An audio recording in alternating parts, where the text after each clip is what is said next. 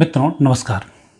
आज एक बहुत बड़े प्रश्न उठ रहे हैं इस्लाम के संबंध में, ईसाइयों के संबंध में, भारतीय हिंदू संस्कृति के संबंध में, चीनी संस्कृति के संबंध में, बुद्धिस्टों के संबंध में कि अब आने वाले समय में ये धर्म धीमे धीमे विलुप्त होते जा रहे हैं। कई लोग तो अब स्थिति देखी जाए तो नास्तिक होते चले जा रहे हैं धीरे धीरे, और कई जो आस्तिक हो रहे हैं फिर वो सनातन की तरफ कन्वर्ट होते जा रहे हैं। बाकी धर्मों में अब लगातार कमी देखी जा रही है। जैसा पहले की स्थिति थी कि लगातार ईसाई लोग अपनी व्यवस्थाओं को, लोगों को सेवा के नाम पर ईसाइयों में कन्वर्ट करते थे, लेकिन अब वो अनुपात भी लगातार कम हो रहा है। लोग उनकी भी अब नहीं सुन रहे हैं, और जो बन गए ईसाई वो भी अब कन्वर्ट वापस जिस धर्म से आए थे उस धर्म में जा रहे हैं। और ऐसी स्थिति इस्लाम में भी हो रही है। एक इस्लाम का जो बढ़ने वाला समय था वो कार्यकाल अब उसका समाप्त हो चुका है। और इस्लाम के खुद के धर्म ग्रंथों में हदीसों की यदि हम चर्चा करें तो उन हदीसों में इस प्रकार का उल्लेख मिलता है कि इस्लाम के 73 फ़िरक़ों में से 72 फ़िरक़े नष्ट हो जाएंगे, एक फ़िरका खाली बचेगा। मित्रों, मेरे वीडियो कुछ दिन के बाद लोग कॉपी करके 2-3 घंटे बाद ही भेजना शुरू कर देते हैं, कुछ का कुछ भेज देते हैं, तो आधी अधूरी जानकारी आप तक पहुंच पाती है। तो कृपया इस चैनल को सब्सक्राइब करना आप नहीं भूलें ताकि सही जानकारी आप तक पहुंच जाए। बुद्धिस्टों का सवाल है, तो बुद्धिस्ट तो बहुत पहले से कम होना शुरू हो गए हैं, और बुद्धों का अंत तो शुरू तभी हो गया था जबकि इनकी मूर्तियों को बमों से उड़ाया जा रहा था। अफगानिस्तान में लगातार बुद्ध की मूर्ति तोड़ी गई, उनके धर्म को निपटाया गया। इनके कई अफगानिस्तान में बड़े बड़े धर्म थे, पाकिस्तान में, अफगानिस्तान में बुद्धिस्टों का एक बड़ा राज हुआ करता था, वो सब नाश उनका होना शुरू हो गया, तो अब उनमें भी वृद्धि बंद हो चुकी है। अब एक सबसे बड़ी बात आती है कि ईसाई की स्थिति क्या बनती है, इस्लाम की स्थिति क्या बनती है, बुद्धिस्टों की क्या बनती है, हिंदुओं की क्या बनती है। तो उसके संबंध में एक बड़ा, यदि हम मुस्लिम धर्म ग्रंथों को देखते हैं तो एक हदीस में इसका अच्छा उल्लेख आता है। ये हदीस है अबू दाऊद जिल्द 3 किताब 40 से हदीस 4579। ये हदीस है, और इसमें अबू हुरैरा ने कहा है कि रसूल ने कहा था कि यहूदी और ईसाई तो 72 फ़िरक़ों में बढ़ जाएंगे, लेकिन मेरी उम्मत 73 फ़िरक़ों में बढ़ जाएगी और सब आपस में युद्ध करेंगे।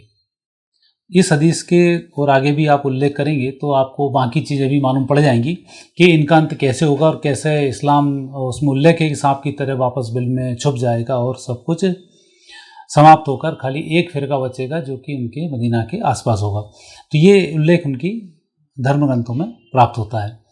अब बात आती है कि ये अंत कहाँ से शुरू होगा।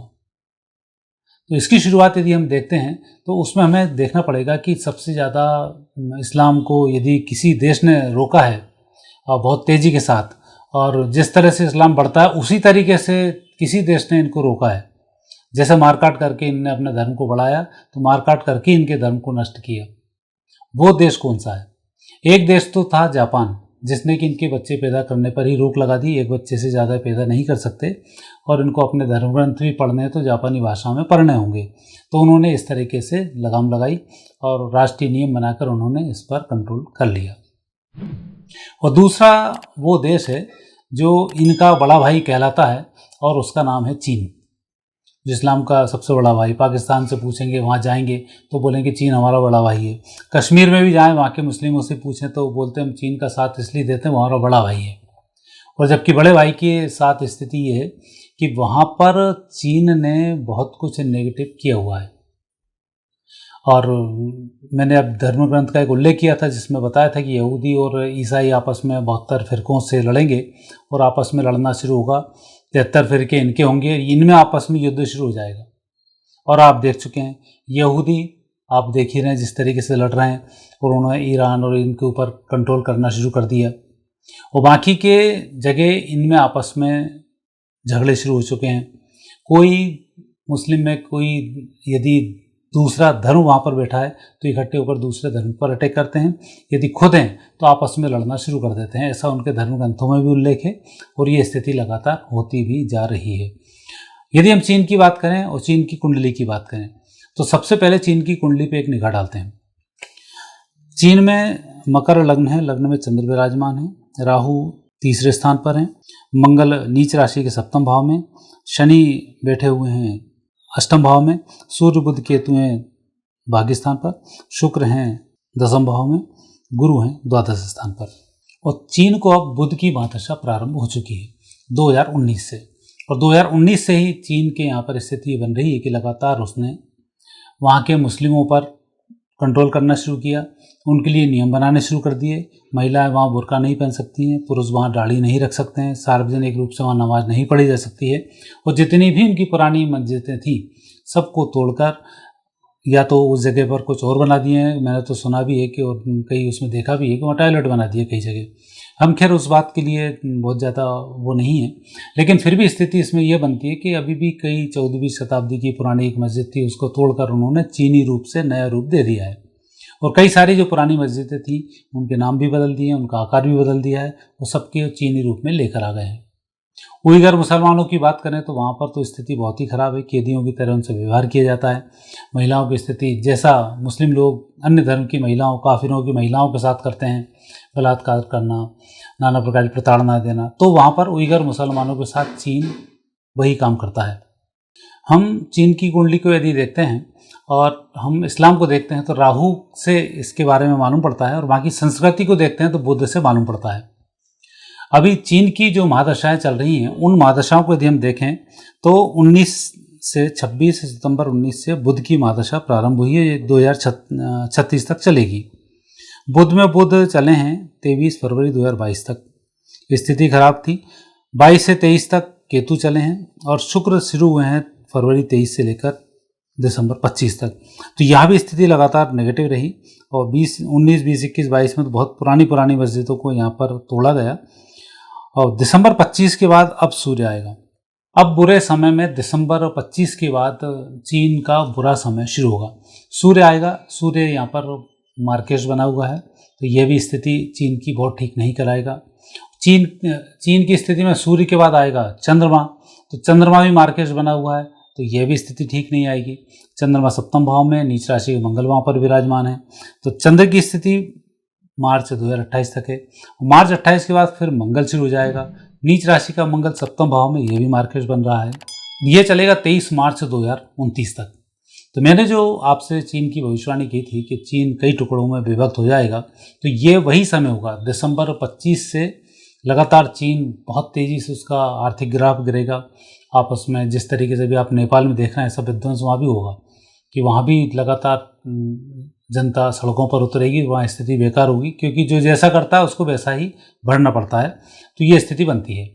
तो 26, 27, 28 और 29 वो युद्ध का समय भी है, विश्व युद्ध का समय भी है, और आंतरिक कलह का समय भी है। तो वहाँ पर स्थिति लगातार इनकी नेगेटिव होती चली जाएगी। तो सबसे पहले यदि इस्लाम के अंत की शुरुआत होगी तो सारी मस्जिदें सबसे पहले वहीं तोड़ी जाएंगी, और इस्लाम के अंत की शुरुआत वहीं से होगी।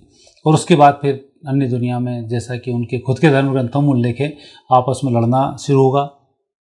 यहूदी, ईसाई और इस्लाम, ये सभी लोग आपस में, इनके जो 72 फिरके वो हैं, 73 फिरके इनके हैं, ये आपस में लड़ना शुरू करेंगे, और आखिरी में अपने अस्तित्व को ये खो बैठेंगे। ऐसा उसमें भी उल्लेख मिलता है, और ऐसा ग्रह योग चीन के भी दर्शा रहे हैं कि चीन से ही इस्लाम के अंत की शुरुआत होने वाली है, जिसकी वो शुरुआत धीरे धीरे से, बड़े प्यार से, और जैसा ये लोग करते हैं वैसे ही मार काट से, प्यार से पुचकारता है, मार काट करके कन्वर्सन कर देता है। तो बाकी उनकी सारी चीज़ों पर प्रतिबंध लगाया हुआ है। इस्लामिक उस पर प्रतिबंध लगाया हुआ, पढ़ाई पर प्रतिबंध लगाया हुआ, महिलाओं पर पूर्ण प्रतिबंध प्राप्त है, बुर्के नहीं पहन सकते हैं, पढ़ाई भी नहीं कर सकते हैं, अलग उनको यातनाएं तरीके की दी जाती हैं। वहाँ के मुस्लिमों को भी बहुत सारे नियमों का फॉलो करना पड़ता है, वहाँ पर दाढ़ी नहीं बना सकते हैं। तो ऐसे नाना प्रकार के जो उन्होंने प्रतिबंध लगाए हैं, ये प्रतिबंध उसकी शुरुआत है, और आने वाले समय में वो और भी कड़े नियम इन पर उठाकर अपने यहाँ से सबसे पहले इस्लाम को समाप्त करेगा।